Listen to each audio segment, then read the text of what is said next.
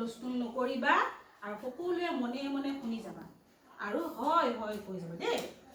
এদিনাখন এজোপা গছৰ তলত এটা সিংহ শুই আছিলে। টোপনিত তাৰ লাল কাল ঐ ঐ ঐ ঐ ঐ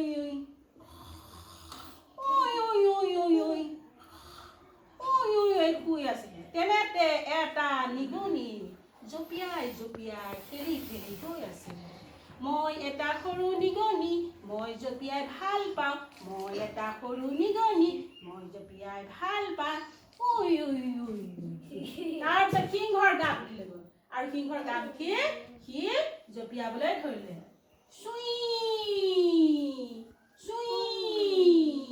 এনেকে জঁপিয়াই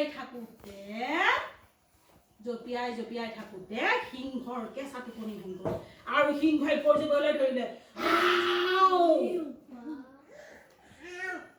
সিংহই কেনেকৈ গৰ্জিবলৈ ধৰিলে?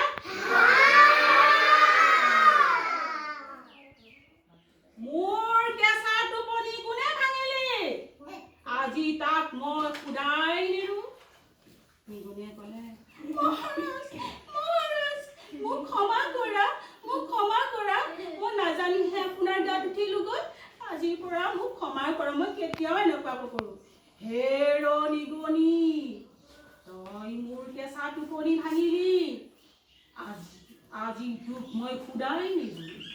নিগনিয়ে ক'লে, মোক ক্ষমা কৰা, মই কেতিয়াও এনেকুৱা নকৰোঁ।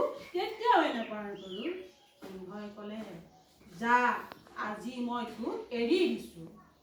নিগনিয়ে ক'লে, মহাৰাজ, মই কেতিয়াবা আপোনাক সহায় কৰিম। সিংহই ক'লে, হা হা হা, হেৰ নিগনি, তই এটা সামান্য নিগনি, তই মোক সহায় কৰিবি। হা হা হা, যা, আজি তোক মই এৰি দিছোঁ। নিগনি পলালে। তাৰপিছত এদিনাখন সিংহ চিকাৰীয়ে পেলাই থোৱা জালত পৰিল আৰু চিকাৰী জালত পৰি সিংহই চিঞৰিল, মোক বচোৱা। সেইফালেদি নিগনি গৈ আছিলে। নিগনিয়ে ক'লে, এইটো সিংহ মহাৰাজৰ মাত দেখোন। তেতিয়া দেখিলো, মহাৰাজ, ৰখিবা, মই গৈ আছো, ৰখিবা। মোৰ চোকা দাঁতৰে তোমাৰ এই জালৰ ৰছীবোৰ কুটি দিম। তাৰপিছত নিগনি গৈ মাও মাও মাও মাও মাও মাও মাও মাও মাও মাও মাও মাও মাও মাও মাও মাও মাও মাও মাও এনেকে বুলি জালবোৰ কুটি পেলালে। নিগনিয়ে কি কৰিলে?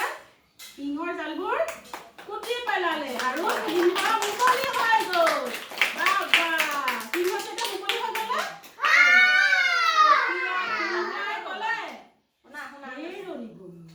আজি তই মোক যদি নবচালি হয়, আজি চিকাৰীয়ে মোক মাৰি পেলালে হয়।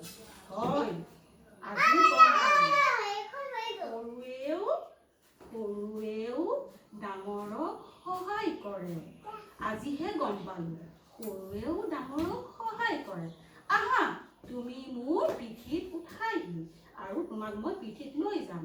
আজিৰ পৰা তুমি মই বন্ধু। এনেকে বুলি কৈ সিংহৰ পিঠিত উঠি সিংহ নিগনি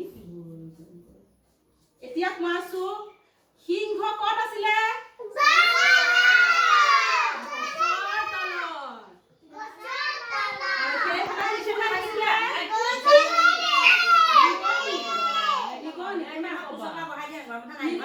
নিগনি আহিছিলে ন, আৰু চিকাৰীয়ে কি কৰিছিলে? জাল পেলাই থৈছিলে ন, কোৱাচোন বাৰু। তাৰপিছত নিগনিয়ে কি কৰিলে?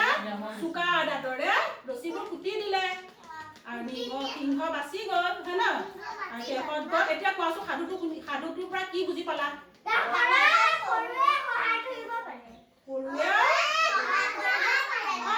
সৰুৱেও ডাঙৰক সহায় কৰিব পাৰে।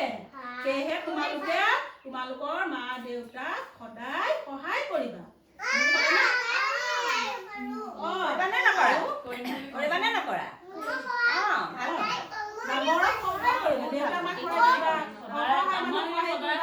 অন্ধ মানুহক সহায় কৰিবা, নহয় জানো?